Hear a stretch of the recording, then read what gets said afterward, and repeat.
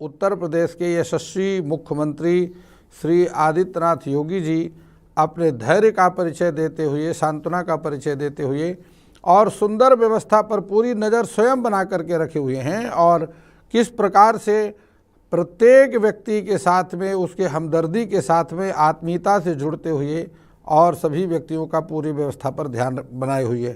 आदरणीय प्रधानमंत्री जी भी पूरी नज़र है और स्वयं गृह मंत्री जी, पार्टी अध्यक्ष जी का भी पूरा ध्यान उस तरफ है, माननीय राज्यपाल महोदया का पूरा ध्यान है। इस प्रकार पूरा शासन प्रशासन, पूरा देश की शासन व्यवस्था प्रयागराज पर के और जो है भक्तों के सुख सुविधाओं के लिए पूरी तरह से तन्मयता के साथ में जुड़ा हुआ है और इस प्रकार से यह सनातनी सरकार है और आज देश को ज़रूरत है ऐसे सनातनी सरकार की। और इस प्रकार से सनातनी सरकार होगी तो सनातन धर्म की वृद्धि होगी, उत्थान होगा, अभ्युदय होगा, संस्कार मिलेंगे और देश आगे चल कर के विश्व गुरु के लिए जो हम संकल्पबद्ध हैं, जो हमारी आकांक्षाएं हैं, उनमें पूर्ति अवश्य होगी। अब देखिए, यह कुंभ का प्रयागराज का जो कुंभ है, यह कोई एकमात्र स्नान मात्र नहीं है। और जिस प्रकार से अभी आदित्यनाथ योगी जी कह रहे थे कि मौनी अमावस्या है, मौनी अमावस्या का कुंभ के साथ में संबंध बनने के कारण वह विशेष हो गया है। तो मौनी अमावस्या में ही आप जो है केवल त्रिवेणी में स्नान करें, ऐसा कोई नियम भी नहीं है। और दूसरी बात, मुहूर्त पर भी आप चिंता न करें, क्योंकि मुहूर्त वह होता है जो जब से तिथि आरंभ होती है और जब तक तिथि का मान होता है, तो वह तिथि मान पूरा दिन है, पूरी रात्रि तक है। तो इसलिए आप किसी भी समय कहीं भी स्नान कर सकते हैं। त्रिवेणी में ही आप स्नान करें, ऐसा कोई आवश्यक नहीं है। ऐसा नहीं कि त्रिवेणी में स्नान करने का पुण्य आपको ज़्यादा मिलेगा। मौनी अमावस्या में गंगा के स्नान का महत्व है। आप गंगा में हरिद्वार में भी कर सकते हैं, प्रयाग में भी कर सकते हैं और वह गंगा जहाँ कहीं भी प्रवाहित हो रही है, तीर्थ स्नान का महत्व है। आपके नज़दीक जो तीर्थ है आप वहाँ स्नान कर सकते हैं।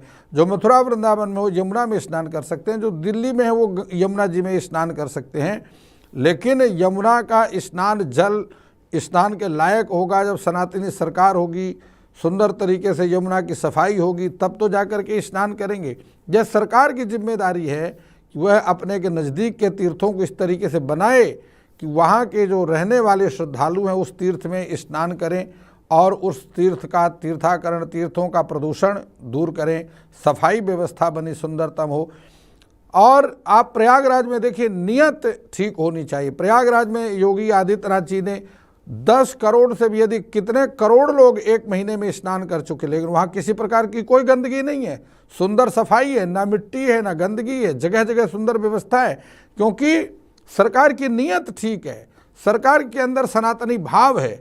इसलिए इतना कुछ होने के बाद भी कुछ नहीं।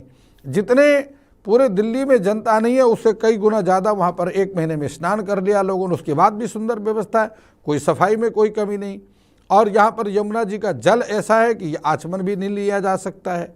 सारे केमिकल का जल, फैक्ट्रियों का जल वो यमुना जी में जा रहा है। सरकार सो रही है चादर ओढ़ करके, तीर्थों की शुद्धिकरण की तरफ उसका ध्यान ही नहीं है। तो यह सरकार की नीयत पर सवाल उठाती है कि किस प्रकार से अगर आपके संकल्प आपका उचित है तो कार्य की सिद्धि भी उचित होगी। इसलिए मेरा करबद्ध निवेदन है, दिल्ली सरकार से भी निवेदन है, केंद्र सरकार से भी निवेदन है कि दूसरा यह भी तरीका है कि इतनी भीड़ एकत्रित ना हो, उसके लिए जितने भी तीर्थ हैं उन तीर्थों के जल का शुद्धिकरण किया जाए। जो नज़दीक के तीर्थ है वहाँ का तीर्थ को तीर्थ की तरह बनाया जाए, जिससे लोग वह आनंद की अनुभूति और अपने नज़दीकी तीर्थों में भी ले सकते हैं। प्रयागराज की महिमा अनंत है। वही जमुना जी प्रयागराज में जाती हैं, वहाँ पर इतना जन सैलाब एकत्रित हो रहा है और दिल्ली के यमुना में क्यों नहीं जो है जा कर के भक्त लोग स्नान करते, क्योंकि वहाँ का जल ही स्नान के लायक नहीं है। तो ये तमाम व्यवस्थाएं हैं जो कि दिल्ली सरकार पर जो है संदेह उत्पन्न करती है। इसलिए सरकार को चाहिए कि जन भावनाओं के साथ में खिलवाड़ ना करे, तीर्थों का शुद्धिकरण करे जहाँ कहीं की भी सरकार है। और अगर वहाँ के तीर्थ अशुद्ध अवस्था में, प्रदूषित अवस्था में हैं, तो उन सरकारों से निवेदन है इंडिया टीवी के माध्यम से कि वह सरकार जो स्टेट गवर्नमेंट है वहाँ के तीर्थों का शुद्धिकरण करे और केवल वायदे, झूठे वायदे ना करे कि इस बार हम यमुना जी को ऐसा कर देंगे, वैसा कर देंगे, और करना कुछ नहीं, अपने घर भर करके और जो है फिर दोबारा चुनाव में ढीठ बन करके वोट मांगने के लिए चले आना, यह बेशर्मी की अंत होती है। तो इसलिए जो है तमाम बहुत सारी बातें कहने की हैं, बहुत सारी बातें सुनने की हैं, बहुत सारी बातें जानने की हैं। तो सरकारों को जागना चाहिए और अपने के नज़दीक तीर्थों का शुद्धिकरण करने के लिए जो जनता की मांग है उसको पूरा करना चाहिए। अन्यथा आप 5 साल के बाद दोबारा वोट मांगने आएंगे, जनता आपको नकारेगी और हमेशा के लिए आप बाहर चले जाएंगे। दोबारा आप सत्ता का सुख, जो जिस सत्ता के सुख में आप 5 साल तक लिप्त रहे, दोबारा स्वप्न बन जाएगा आपके लिए जीवन में। दोबारा सत्ता में आपको आना भी कठिन हो जाएगा। जनता सब जानती है, समझती है, मानती है और देख रही है। आप जो सत्ता में बैठे हो सोच रहे हैं कि जनता को हम वर्गला देंगे, वह संभव नहीं है। जनता बहुत जागरूक है और वह सब बातों का कैलकुलेशन करती है, सब बातों का कैलकुलेशन जानती है। इंडिया टीवी के माध्यम से मैं प्रयागराज में स्नान करने वाले, महाकुंभ में स्नान करने वाले सभी भक्तों के लिए और जो एक इंजरी हुई है, घटना घटित हुई है, उनके तुरंत स्वास्थ्य की कामना करने के लिए, प्रयागराज महाराज स्वयं, भगवान प्रयागराज जी स्वयं कृपा करेंगे, वो सब स्वस्थ हो जाएंगे, सब सकुशल अपने घर जाएंगे, ऐसा मुझे दृढ़ विश्वास है। और जो है ये बहुत सुंदर दृश्य है। आप इस प्रयागराज की उत्तम कुंभ का आनंद लेते रहिए, इंडिया टीवी देखते रहिए अपने घर पर बैठे हुए और इस प्रयागराज के आनंद को पुण्यमय, क्योंकि पुण्य कार्य को देखने का भी पुण्य है, पुण्य कार्य को सुनने का भी पुण्य है और पुण्य कार्यों को जानने और करने का भी पुण्य होता है।